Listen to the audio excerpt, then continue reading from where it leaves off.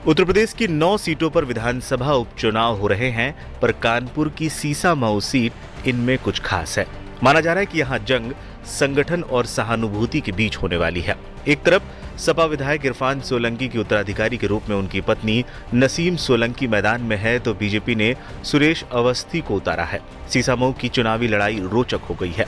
शुरू में कयास लगाया जा रहा था कि बीजेपी इस सीट से दलित प्रत्याशी उतार सकती है, मगर ऐसा नहीं हुआ। पार्टी ने यहां ब्राह्मण कार्ड ही खेलना मुनासिब समझा। इसकी मुख्य वजह यह भी है कि इस सीट पर मुस्लिम के बाद सबसे ज्यादा वोटर ब्राह्मण ही हैं। बीजेपी और बसपा दोनों ने खेला ब्राह्मण कार्ड।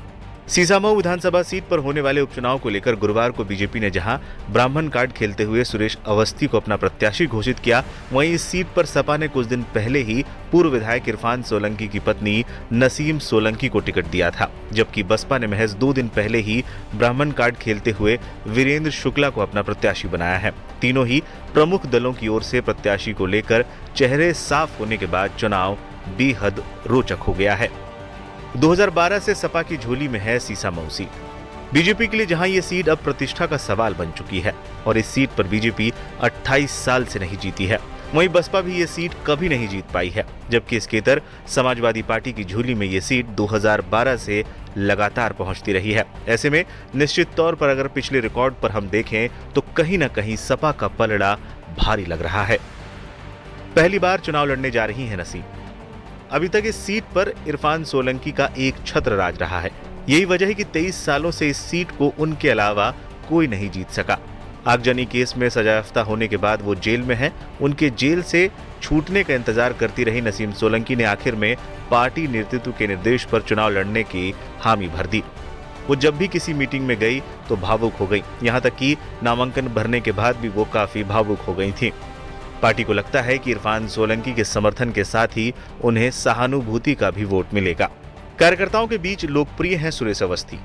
बीजेपी की इस सीट पर सबसे बड़ी मजबूती हिंदू और मिश्रित आबादी के इलाकों में बूथ स्तर पर जमीनी कार्यकर्ता हैं। ये कार्यकर्ता पिछले 4 महीने से चुनाव की तैयारी में जुटे हुए हैं। स्थानीय जानकारों की माने तो कार्यकर्ताओं ने इस बार पार्टी के बड़े पदाधिकारियों से साफ कह दिया था कि टिकट किसी कार्यकर्ता को ही मिले। सुरेश अवस्थी संगठन में मजबूत और कार्यकर्ताओं के बीच लोकप्रिय माने जाते हैं। इसके अलावा बीजेपी के मंत्रियों ने भी पिछले कुछ दिनों में इस सीट को खूब मथा है। बीजेपी ने बहुत अधिक मंथन करने के बाद पूर्व मंत्री और 2 बार विधायकी का चुनाव लड़ चुके सुरेश अवस्थी को अपना प्रत्याशी बनाया है। 2017 में उन्हें सीसामऊ विधानसभा सीट से बीजेपी टिकट दे चुकी है। हालांकि सुरेश अवस्थी को वहां हार का सामना करना पड़ा था। इसके बावजूद पार्टी ने एक बार फिर सुरेश अवस्थी पर ही भरोसा जताया है। कौन है वीरेंद्र शुक्ला, जिन्हें बसपा ने दिया टिकट? बसपा ने सीसामऊ में रहने वाले व्यापारी रवि गुप्ता को अपना प्रत्याशी बनाया था। हालांकि अचानक बसपा ने वीरेंद्र शुक्ला को अपना प्रत्याशी बना दिया। बसपा के कार्यकर्ताओं का भी मानना है कि अपने प्रत्याशी के साथ कंधे से कंधे मिलाकर खड़े हैं और उनकी पूरी कोशिश होगी कि बसपा इस चुनाव में बेहतर प्रदर्शन करे। इस चुनाव में मौजूद होगा इंडिया गठबंधन। पिछले विधानसभा चुनाव और इस बार के उपचुनाव में एक बड़ा अंतर ये भी है कि तब सपा और कांग्रेस अलग अलग चुनाव लड़ी थी। इस बार इंडिया गठबंधन यहां चुनाव लड़ रहा है, जिसमें सपा के साथ कांग्रेस और आम आदमी पार्टी भी है।